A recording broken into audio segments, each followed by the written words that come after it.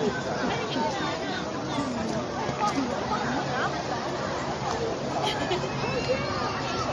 睇呢個幾好笑呢個，女頭啊拎個 Hello Kitty 袋。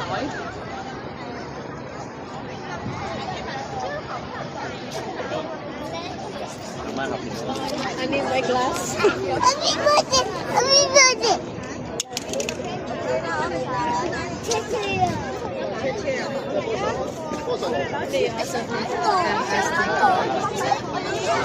Video ma'am, picture.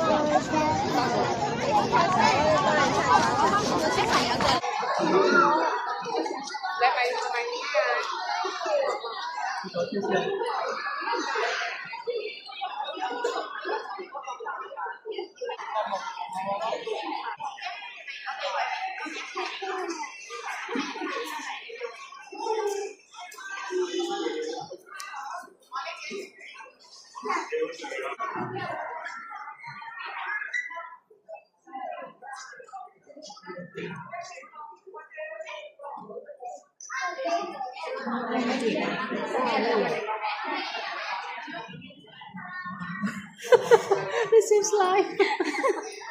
It's a vlog.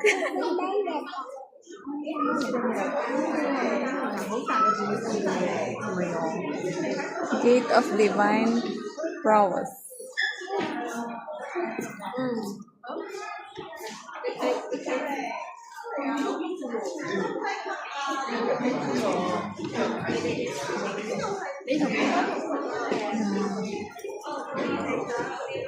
Con bà bác.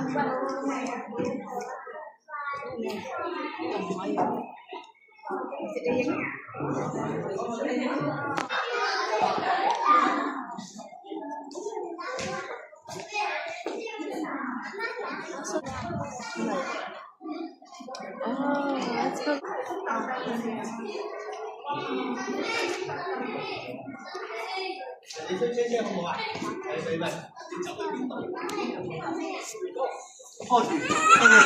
又撞到啦，撞到人哋啦。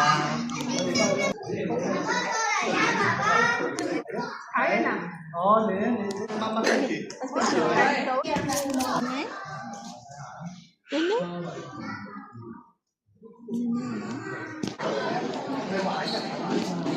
Wow.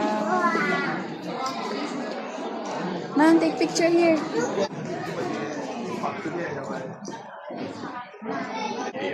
喂，我同人講呢啲嘢㗎，咁望我。